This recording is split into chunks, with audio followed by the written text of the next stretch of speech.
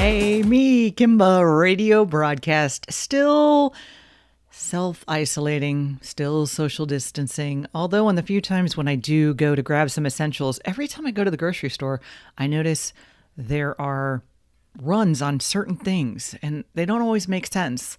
For instance, the last time I went to the grocery store, it was anything butter and margarine, and specifically tubs, gone. The shelves were just empty. There's a run on butter. Okay, sure, why not? A little saturated fat never hurt anybody. Or did it? This is episode 5 and the home of the brave. This is actually going to be a two-parter because of the excellent question from Erin. It's a two-part question, so it will require a two-part answer. She asks, which interview did you go into thinking it would be a challenge for whatever reason, and it turned out amazing? And inversely, which is not as painful as it sounds, or is it? Who did you think would be easy to interview, and it ended up not going as expected? So in this episode, we're going to tackle the first question.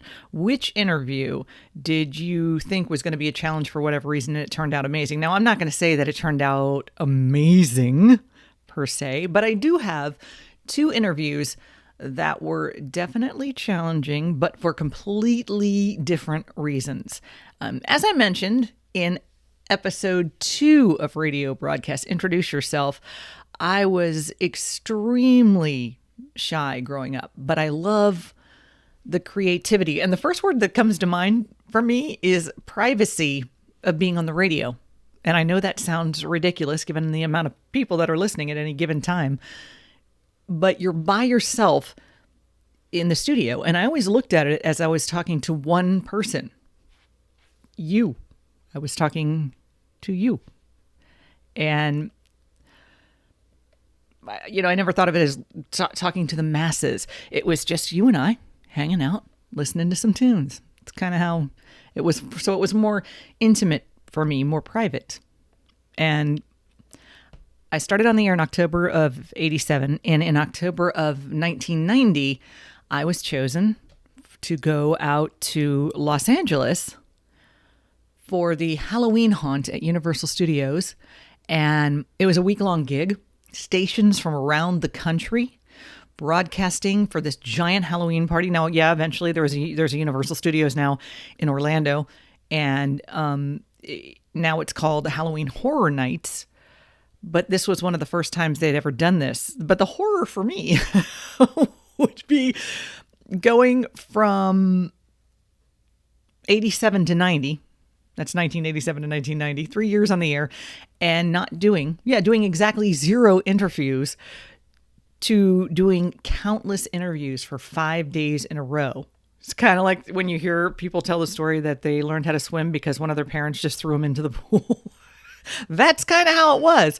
I was the only night jock there. So each day I was on at, 4 to 9 LA time. And it had to be brutal for the East Coast morning shows because they started on the air at 3 in the morning.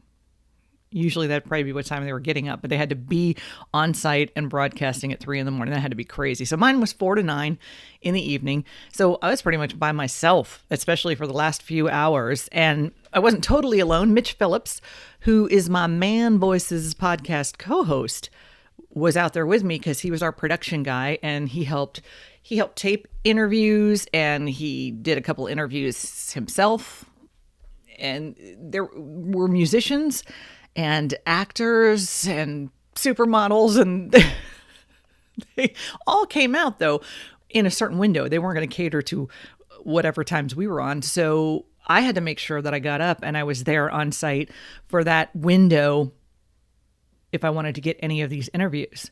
So there was Alice Cooper, who was headlining the Halloween concert, Spencer Davis, Dr. Demento, Paula Poundstone, Eddie Money, Kevin Pollak, Courtney Gaines, Mitchell Anderson, Mary Edith Burrell, Billy Vera, Pauly Shore, Super Dave Osborne, Clifton Davis, John Anderson of Yes, Weird Al Yankovic, Charles Fleischer. Oh, those last 2 were a blast, by the way. There is also an offsite interview with Paul McCartney. Now, all of the aforementioned, aside Sir Paul, came over to the individual radio station tents, and they would just go from tent to tent and do their interviews. And because I worked nights, some of those that I just mentioned, like Mitchell Anderson and Courtney Gaines, they were on movies or TV shows that I just had not seen. One of them figured out that I had no idea who he was, and it was kind of ended up being funny. And it turns out that Courtney Gaines is in Sweet Home Alabama, which I've seen a bunch of times, but it wasn't until I was digging up stuff for this that I realized that I interviewed him. He played the cop in Sweet Home Alabama. So, Then there was Rosanne Barr and Tom Arnold. They were married at the time. And so this is October of 90. And it was in July of 90 that Rosanne had sang the national anthem and caused quite the controversy when she grabbed her crotch and spit at the end of the song. Because, people loved that. No, they did not. So she did not go to all 40-ish stations. She wasn't going to go from tent to tent. She was Rosanne Barr. So somehow, and I don't know how they chose us, but I was one of the ones selected to go and to interview her. And to say I was crapping my pants would be an understatement. She was known at the time, the household goddess, and she was known to be loud and abrasive and what happened on the baseball mound. And this shy girl had to talk in front of someone, like instead of her just being the two of us in my little tent, I had to interview her while the next group was waiting. There's a group of people, onlookers around, which is not my wheelhouse in 1990, to have people watching me do an interview, and especially one that I was scared to do. So when I sat down next to her, she could see how nervous I was, and I was. And she even said to Tom something along the lines of how scared I looked and how it wasn't. Look how nervous she is. Isn't that cute? She found it cute. She found it endearing. Thankfully, luckily, that did not empower her to chew me up and spit me out. Instead, she thought it was cute and humored me and answered some of the ridiculous questions I threw at her. And I think you'll be able to hear the abject terror in my voice when I begin this interview. I kind of get my bearings, but you can hear it at first. Here it is. How many more of these? Two. All right. Hi, I'm Kimba. How are you? What's your name? Kimba. Kimba. Kimba? Yep. It's cute. That's it. 3, 2, 1. Me, Kimba, sitting with Rosanne Barr and Tom Arnold. Rosanne, when did you first realize your potential to become a sex goddess? Oh, am I a sex goddess? You bet, honey. See there? I don't think I've realized it yet. Well, I guess this month. Why this month? Because I'm in Penthouse magazine. Are you really? Yeah. What are you doing in there? I did an interview in there, and they got a nice picture of me in there. Well, I don't know. I mean, is it scary, the picture? Or? No, I don't approve think so. the cleavage, so it's okay. Do you have any sexual fantasies that involve Tom Jones? I think Tom Jones is really cool. I've always loved Tom Jones. Why? Do you? I love him. Especially the produce in his pants. I always try to get Tom to go over to Vegas to see him, but he won't. Why do you think you won't? Because you want to come with me, that's why. Because you're bigger than Tom. Yeah, I know. You're bigger than Tom. So what is this about you losing liquids in Tampa or something about? Oh, yeah, we went on the roller coaster, and I peed my pants on there. What roller coaster was this? The one that went upside down at Busch Gardens. We didn't know it was going to go upside down, and it was really scary. Oh, it's like the python or something, a scorpion or something like that. It was scarier to the people below us, believe me. I don't know. You probably could have sold the seats for like a really high price. Yes, I do. What about, do you like movies about gladiators? Yeah, how come you know all this stuff about me? I made up the questions. He knows a lot about you. How come you know so much? Oh. What is it? Our morning guy, the stud muffin, his dream is to have his name tattooed on your ass. Now, what advice do you have for him? Get lost, pal. Either that or change his name to Tom, right? Yeah. Or something like that. Get a new journey. Now, a bunch of guys around here came up to me, and they told me later tonight they want to take me by myself to a place called the Greased Glove. What do you think I should do? You think I should go? Or? Well, I think the name says it all, you know. I think you'd enjoy it. Would you go with me? I can't do that. No, but I can. No, I won't say. Come on. Oh, come on. No, I gotta go home with my husband. Are you into Zeppelin at all? Yeah. What's your favorite Zeppelin song? A Whole Lot of Love, which I'm gonna try to sing at my show at the Or amphitheater. rock and roll. No, I need my whole band behind me before I sing again. Your whole band? What, like a 100-piece I've orchestra? been working with Chaka Khan's band. They're on my album, so that's who I only sing with them now. And the name of your album? I enjoy being a girl. And I did a hard rock version of that song. So your next album could be like I Enjoy Being a Sex Goddess or something. Now my next album, I don't know if there will be a next album. I put all my material on this one. But you're planning on It'll be a doing whole long lot of love. time. Yeah, I like to do a whole lot of love. Okay, Absolutely. well, we'll do it tonight. We know them guys. Do you really? Is that our plan? Hello. Yeah. Not really. A couple, I tell you, right? Hi, Rosanne Barr with Kimba. Kimba. Yeah, so that's me scared to death interviewing Rosanne Barr in 1990. But given her history and where she's at now, perhaps I was right to be scared. So I don't know that that was an amazing interview by any stretch, but it turned out a whole lot better than I thought it would. Truly, it did. That we actually had a conversation with each other, worked out swimmingly. And the question is from Erin, former colleague. Thanks for that. So it's, which interview did you go into thinking it would be a challenge and it turned out amazing? Inversely, who did you think would be easy to interview and it ended up not going as expected? So this episode of Radio Broadcast is addressing the first part of that question. Rosanne Barr was one of them that I thought was, I didn't know what it was going to happen, and it turned out okay. And the next one that I wasn't sure how it was going to go is 2006. By now I'm at an adult contemporary station, and I have to interview Michael Bolton. The challenge was, and how do I put this delicately? I was not really a fan of Mr. Bolton's music. And I don't even really like saying that out loud. Not because I don't have opinions. If you know me, you know I'm very opinionated. And while I'm entitled to my opinion, and everyone has one, which are like, well, you know. And my mom always said, if you can't say anything nice, call her. No, don't say it at all. But music is subjective to me. And every band or artist, for every person who hates that band, it's somebody else's favorite. So that's why I don't even like putting it out there, because who cares whether I like a musician or not? But that's why it was going to be a challenge for me, because I'd never had to interview someone that I didn't like their music. So it was going to be very interesting, I thought. So my mom, by the way, who gave me such wonderful advice, loved Michael Bolton, was thrilled that I was interviewing him. It was the first time that I had to find another angle to I didn't know how I was going to do it because I didn't have to do it before. So I had seen interviews with him, and I knew he had daughters. Oh, $3. He might have $3 too. I think he's a little more than that. 3 daughters, and he's a feminist, and he does a lot of charity work. So I knew that I would like Michael Bolton, the person. So that's what I focused on.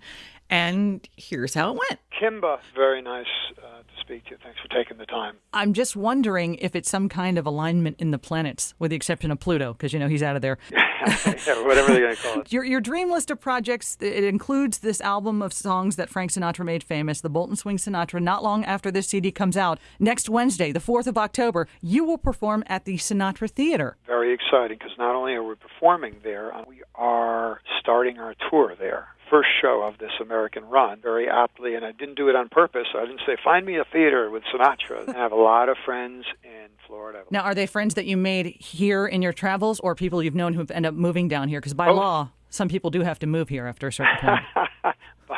Both. I hadn't even thought about it. You know what? I didn't get into their requirements of You didn't. mortgages. Oh, they need to get that report into you. I got to call them and find out. What Absolutely. exactly are you here? A lot of them, because they were done with winter up here where I live in Connecticut. One of the most talented people is a Cuban-born record producer, Rudy Perez. His family live in Miami, and I recorded an album called Vintage 2 albums ago. So I have spent quite a bit of time there. Then I also have my golf buddies. They're all at their places in Florida. So you never know when you'll get a Michael Bolton spotting in South Florida. Hopefully I'll be just finishing golf and on my way to the studio. That's a perfect day for you? Yeah. It gets cold here fairly early in the year now. It's different. You know, I'm spending a lot of time in California because my fiance is out there. And so spending a lot of time in Los Angeles. You get pretty spoiled down in Florida. Oh, absolutely. And as you just mentioned, I think as most everybody knows, you enlisted the vocal assist of the Ms. Desperate Housewives star Nicolette Sheridan, performs a duet with you the second time around. And I'm always spouting about, I really do, I think it's so cool when a musician, a songwriter, writes a song about his or her love, because it's something you have forever. But now I'm thinking this could be equally as cool to invite her to record a song with you. Well, there is a really cool backstory here with the second time around because Sammy Cahn, who wrote it, Sammy Cahn used to be the go-to guy when Sinatra needed a hit. He would call Sammy, "What do you got for me, Sammy?" And Sammy, wonderful, gracious human being. And his wife, Tita, loves Nicolette, and Sammy used to adore Nicolette. But I didn't know that. So they lived out in Los Angeles. So they were friends, and when I told her I was thinking of cutting this song, and I played it for her, and she loved the lyrics because it was kind of our story, and she loved Sammy Cahn. So I said, well, you know what, I'm going to cut it. Then we sprung it on her after we recorded it. We recorded it at Capitol Studios where Frank recorded quite a bit of material. And I said to her, okay, my co-producer and I were talking about this. We want you to come in and sing it. We're going to turn it to a duet. She freaked out. She is basically fearless. Basically, she's a great athlete, but she also scuba dives, and she doesn't swim away from sharks. She's fascinated with sharks, so she'll actually swim towards them. Well, she does work in Hollywood, Michael. And you have to swim towards them. Is it swimming with the sharks? It's actually... Sure. Yes, and living with the sharks. Yes. There's a lot of... Don't get me started on my Hollywood. Okay. Hollywood So anyway, she's fearless, but when she heard this, it's like somebody else speaking in public in their underwear. Yeah, okay, gotcha. Stammering. But I have heard her sing for so many years, and then when she sees I'm listening, she clams up. She gets very self-conscious, but she's got a beautiful voice, beautiful tone. Actually, she has great pitch, which is something that a lot of people don't have. The ability to know when you're singing in key. You shouldn't have to think about that if you're just, singing along with something you love. You should have fun singing. All you need to do is actually use your voice, and you'll feel much more secure and much more confident. I've been telling her this for years, so this time there was plenty of impetus to do this, including, the Sammy Cahn connection. She walked down the hallway, and on the left was a picture of Nat King Cole. On the right, Judy Garland. Oh, yeah, no pressure, not at all. She said, why did you have to bring me here? Why couldn't we go to a little no one knows anybody studio, I am speaking with Michael Bolton, who will be in town to start off his tour and the season of the Sinatra Theater, October 4th. So what you're saying, Michael, is that when Nicolette visits you on the road, she won't hop up on stage and do that song live. Oh, Lord, she'd be absolutely. Not that fearless just quite yet. I gotcha. Yeah. Okay. Although, one more note on that, I think you should be looking over your shoulder on this tour at all times because she owes you one big after the whole punk thing, okay? I'm just letting you know that one. Oh, you caught that. Oh, I certainly did. Although she handled it. I guess you knew she'd handle it as well as she did. Yeah, I had a few choices of different ones to go with, different possible. That was one of the nicer ones. And that was a sweet one. I know she kind of turns into a caretaker. I know. When she sees people, in trouble, she's like, okay, how can I fix this? And for those of you who want to see it, I guess you can find it on YouTube. Yes. I heard for years and years about all of your work, most especially with women and children. And as a former child and a current woman, I can't help but thank you very much for that. Very well. I'm surrounded by great people who are doing the real work. I have to show up to help raise the money. And anytime someone like yourself allows me to talk about it, I appreciate it. And certainly, if you want to find out more about it, michaelbolton.com. There's a link to your charity on there, and you can find out more about it. But you are quite the humanitarian, and we thank you for using your powers for good. Well, thank you for helping. We're going to have a great show, Frank Sinatra Theater. Yes. It's a great way to kick off this tour. That's it. Performing the hits, by the way, it's just so you know, and the fans know when they come from wherever they're driving from to come see the show, we have lots of the hits that they know and love. Fans have embraced and have plenty of the hits during the show, but then we get into this area of the Bolton Swing Sinatra that is so much fun. Live horns on stage. As we mentioned before, busy. He's a busy, busy guy. So, Michael Bolton, thank you so much for taking the time to talk to us about the show. And now that we know you're here all the time in South Florida, Miami, Fort Lauderdale, when you could stop by, you can call, say hi. I would love to do that. Sure you would. I would, even if it's from the golf course. If you want to call from the golf course and just say, hey, Kimba, I'm out. I'm at hole number 8. Hi to everybody. Yeah. What iron do I use, Kimba? I would go for a pitching wedge myself. I'll go with a wedge. Yeah, I am the divot queen is what I am. Tough game. Well, I hope to see you at the show. Please come back and say hello. Yeah. Michael Bolton from 2006. And I think it turned out all right. I think you can tell I liked him, and I did. And I've really come to appreciate his talent. And in the You've Come a Long Way, Baby style, I interviewed him again in February of last year, 2019, and went to see him in concert. And he sounded fantastic. His fans are rabid, as fans of musicians usually are. And I really enjoyed watching them watch him. So, yeah, I guess you could say I'm a convert in that respect. And then there's the whole Jack Sparrow digital short for SNL That was very endearing as well. So that is part one. Those are the two that I thought were really going to be a challenge, and they were to some extent, but they ended up okay. No limbs were lost. The second part of that question, which is the interviews that I thought would be really simple and ended up not going quite as expected. The next musical shares will be the second part of the question, and you'll hear those in episode 6 of Me Kimba radio broadcast, Can't Fight the Seether. Wink, wink, nudge, nudge. Thanks to Erin for asking, and thanks to you for listening and becoming one of Kimba's herd. And thank you for listening to Me Kimba radio broadcast, episode 5, and the home of the brave. And no, I'm not going to do that.